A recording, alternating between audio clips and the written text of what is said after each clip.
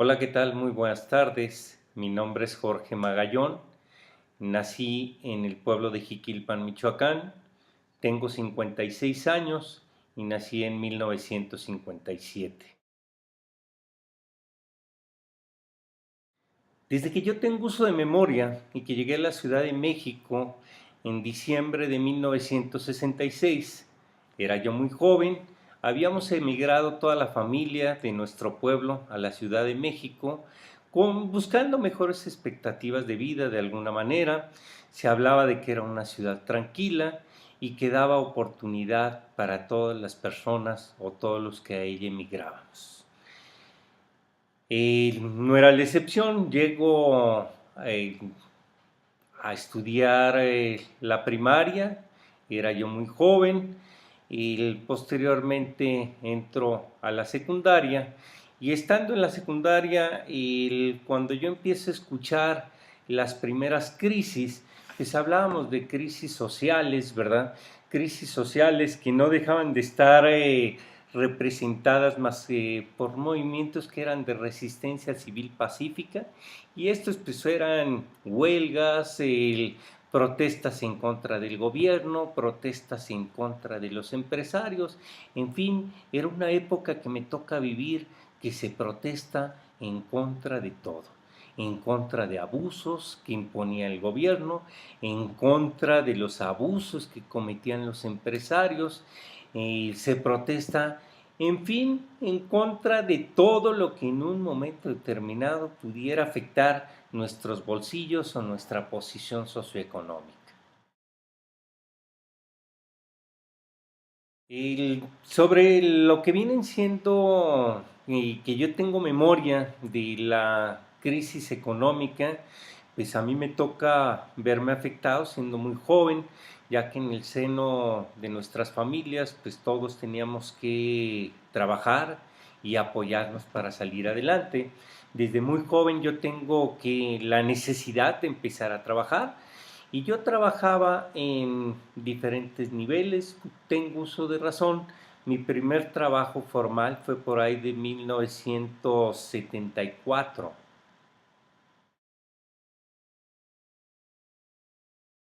Para lo que es 1974, siendo yo muy joven, tenía escasamente 15 años, empiezo a trabajar en una empresa que se llamaba Informaciones Técnicas, que no era más que el trabajar como mensajero, y ellos editaban una, un libro que era Industrias Técnicas para la Información. Ese libro a mí me tocaba empaquetarlo, enviarlo por correo a diferentes partes de la República. Es cuando yo empiezo a escuchar que gano yo mis primeros sueldos y de las crisis. Entonces fue un periodo en el cual duré yo muy poco, y buscando mejores oportunidades empiezo a escuchar que contrataban empleados dentro de la banca, y pues mi interés fue ir a buscar, y me quedo trabajando ya para 1976, en el cual yo ya tenía la mayoría de edad, dentro de Banca Serfín, y entro a trabajar en un puesto que de alguna manera marca de forma radical lo que es mi vida, lo que es mi formación hoy en día. Entro a trabajar en lo que es el área al público de cambios, cartera y cobranzas. ¿Cuáles eran mis funciones? Mis funciones era atender al público y la venta de divisas prácticamente. Hablábamos de divisas, las que más se manejaban en su momento, que era el dólar. Estábamos hablando del franco francés, el franco suizo, el marco alemán y el dólar canadiense, así como los centenarios y la onza Troy de plata. Tenía yo escasos 2 meses de haber entrado a trabajar en la banca, cuando empiezo a escuchar un término nuevo, el cual todo mundo alarmado, y escuchábamos de que había una devaluación, y era el gerente, el subgerente, mi jefe inmediato, cuando a mí me dan la instrucción de suspender la venta y compra de cualquier tipo de divisa. La verdad no sabía lo que pasaba, pero lo que sí me costó aprender muy rápido fue de que en ese momento entrábamos en crisis. Eran dos términos que para mí eran nuevos, lo que era la inflación y uno más, la devaluación, que no tardé mucho tiempo en comprenderlo y que hasta nuestros días es un término que nos ha dejado a nuestra generación marcada nuestras vidas, un término de endeudamiento y de crisis recurrentes en nuestro país.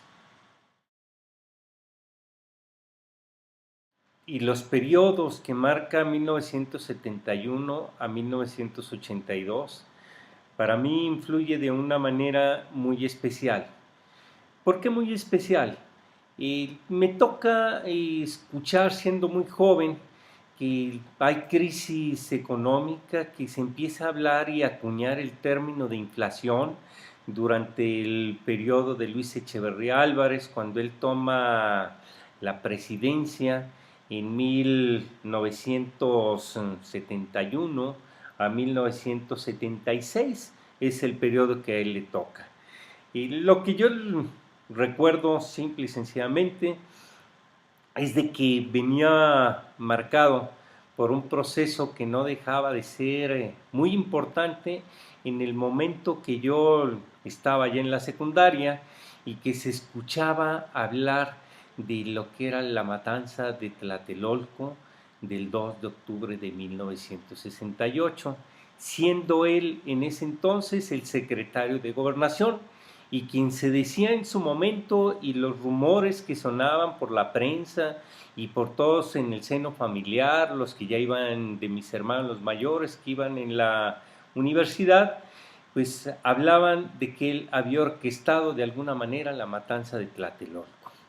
No obstante, 3 años después de que él entra al poder, escuchamos la matanza en 1971 del Jueves de Corpus, una matanza que también son masacrados los estudiantes, tanto del Politécnico y de los maestros que marchaban por la avenida, si mal no recuerdo, Rivera de San Cosme, muy cerca de la Normal de Maestros.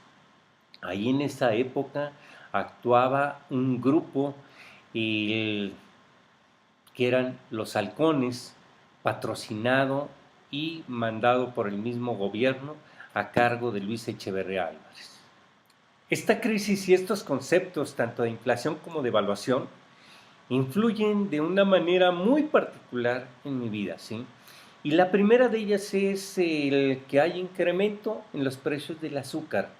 Hay incremento en todos los bienes y servicios. Estos bienes y servicios, hablábamos en la familia de que había subido la luz, de que había subido la gasolina, de que todos los transportes habían incrementado el precio de los transportes, de todo lo que comprábamos se había incrementado. Pero lo más triste de todo eso es de que el dólar en su momento al que yo había estado acostumbrado desde que tenía un uso de razón, es de que costaba 12.49 y 12.50 a la venta. En el momento en que se da la devaluación de 1976, en octubre, si mal no recuerdo, de 1976, se da esa devaluación y entonces se ve reflejado en mi bolsillo, porque lo que yo podía comprar en un momento determinado con un promedio de 100 pesos, pues ya no me costaban 100 pesos, me costaba 200 pesos, porque la devaluación marcó de 12.50, se va durante el día a 18 pesos, y para terminar la jornada laboral, que era de 9 de la mañana a 1:30 de la tarde, en atención al público, el dólar había cerrado en la sucursal y en el campo de trabajo donde yo me encontraba en 22 pesos por dólar, de tal suerte que nos pega en todos los sentidos, y cuando yo llego a mi casa empiezo a escuchar que lo que ganábamos ya no iba a alcanzar para nada. El precio de los coches se eleva de una manera exorbitante. El precio de la gasolina hace que todos los transportes suban de precio.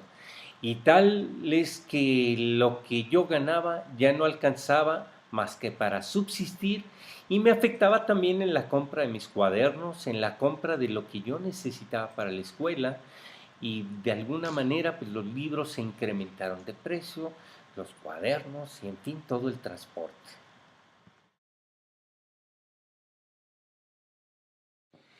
De 1976 a 1982, yo ya tenía más experiencia dentro de la banca y empecé a familiarizarme con un término recurrente que era el de las crisis, el de la inflación y el de la devaluación.